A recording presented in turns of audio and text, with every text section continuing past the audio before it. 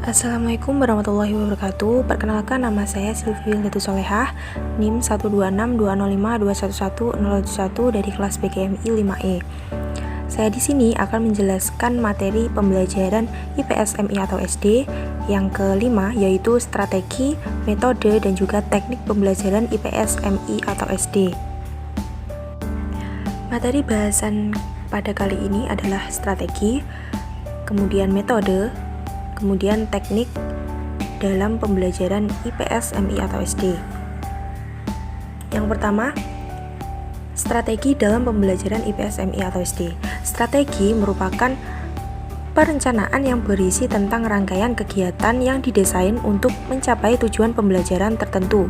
Strategi pembelajaran harus dikerjakan oleh guru dan siswa agar tujuan pembelajaran dapat dicapai secara efektif dan juga efisien. Jenis-jenis strategi dalam pembelajaran IPS MI atau SD yaitu strategi pembelajaran ekspositori, kemudian berbasis masalah, kemudian kontekstual, selanjutnya inquiry, selanjutnya kooperatif, dan juga strategi pembelajaran afektif. Yang pertama yaitu strategi pembelajaran ekspositori.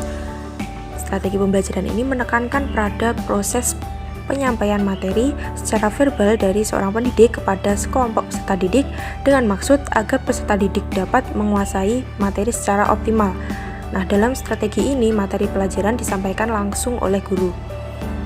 Yang kedua, strategi pembelajaran berbasis masalah. Strategi pembelajaran berbasis masalah menekankan pada penggunaan masalah aktual sebagai satu pembelajaran yang menantang dan juga menarik. Selanjutnya yaitu strategi pembelajaran kontekstual. Strategi pembelajaran kontekstual ini bertujuan untuk memotivasi siswa untuk memahami makna materi pembelajaran yang telah dipelajari dengan mengaitkan materi tersebut dengan konteks kehidupan sehari-hari. Selanjutnya, strategi pembelajaran kooperatif. Kegiatan pembelajaran dilakukan guru dengan menciptakan kondisi belajar yang memungkinkan terjadinya proses belajar sesama peserta didik. Jadi, dalam pembelajaran ini memungkinkan siswa yang satu bisa membantu siswa yang lainnya. Selanjutnya ada strategi pembelajaran inquiry. Strategi ini menekankan pada proses berpikir kritis dan juga analitis untuk mencari dan menemukan sendiri jawaban dari suatu masalah yang dipertanyakan. Selanjutnya, strategi pembelajaran afektif. Bukan hanya bertujuan untuk mencapai pendidikan kognitif saja, akan tetapi juga bertujuan untuk mencapai dimensi lainnya, yaitu sikap dan juga keterampilan afektif. Baik, selanjutnya yaitu metode pembelajaran IPS MI atau SD. Metode adalah sebuah alat untuk mencapai tujuan pembelajaran yang diinginkan. Metode sangat penting dalam sebuah pembelajaran karena dengan adanya metode, pembelajaran akan berjalan dengan efektif dan juga efisien. Beberapa metode yang dapat digunakan dalam pembelajaran IPS MI atau SD yaitu metode ceramah, diskusi, demonstrasi, eksperimen, simulasi, dan juga tanya jawab. Yang pertama, metode ceramah. Metode ini menekankan penyampaian informasi secara verbal dan cenderung searah dari guru ke siswa, dan penyampaiannya hanya membutuhkan waktu yang singkat. Kedua, metode diskusi. Pembelajaran ini terfokus pada pembahasan dan juga pemecahan suatu masalah atau topik dengan cara bertukar pikiran, bertukar pendapat, dan juga gagasan, juga bertukar pikiran yang dilakukan oleh sejumlah kumpulan orang untuk memperoleh suatu jawaban atau kesimpulan. Yang selanjutnya, metode demonstrasi.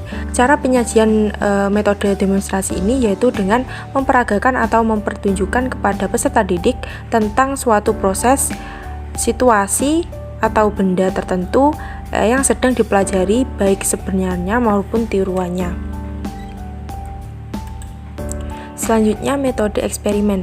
Cara penyajian pembelajaran dengan cara mentugaskan siswa, yaitu untuk melakukan percobaan dengan mengalami dan juga membuktikan sendiri tentang sesuatu yang telah dipelajari. Selanjutnya, metode simulasi. Cara penyajian pengalaman belajarnya adalah dengan menggunakan situasi tiruan atau simulasi untuk memahami tentang konsep, prinsip, atau keterampilan tertentu. Selanjutnya yaitu metode tanya jawab. Cara penyajian pembelajaran dalam bentuk pertanyaan yang dikemukakan oleh guru dan harus dijawab oleh siswa. Yang ketiga yaitu teknik pembelajaran IPS MI atau SD. Teknik pembelajaran merupakan cara guru dalam menyampaikan bahan ajar yang telah disusun dalam metode berdasarkan pendekatan yang dianut.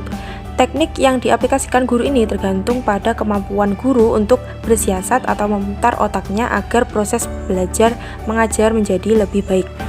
Beberapa teknik dalam pembelajaran IPS MI atau SD yaitu teknik pembelajaran untuk mengaktifkan kelompok, kemudian teknik untuk mendapatkan umpan balik, kemudian pembinaan keakraban, curah pendapat, dan juga teknik pembelajaran untuk mengaktifkan individu. Yang pertama, teknik pembelajaran untuk mengaktifkan kelompok. Proses pembelajaran akan lebih efektif dan berhasil apabila setiap peserta didik dapat berpartisipasi aktif dalam pembelajaran.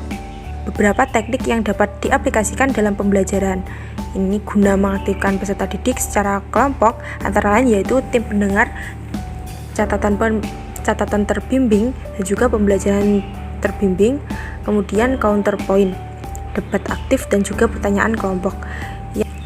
Selanjutnya, teknik pembinaan keakraban. Cara untuk mendapatkan umpan balik antara lain yaitu dengan memancing persepsi siswa menggunakan alat dan media pengajaran yang cocok dalam bentuk motivasi, kemudian pemberian nilai, pemberian hadiah, pemberian pujian, pemberian tugas, dan juga pemberian hukuman. Teknik pembinaan keakraban ini dapat dilakukan dengan peserta didik secara berpasangan dan melakukan perkenalan teknik pembentukan kelompok kecil dan kelompok belajar. Selanjutnya, teknik curah pendapat.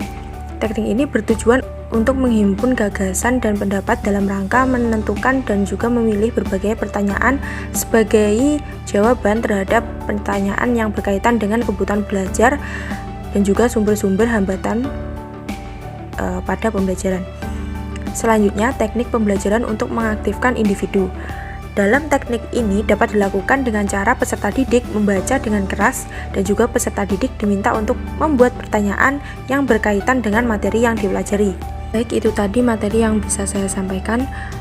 Terima kasih. Wassalamualaikum warahmatullahi wabarakatuh.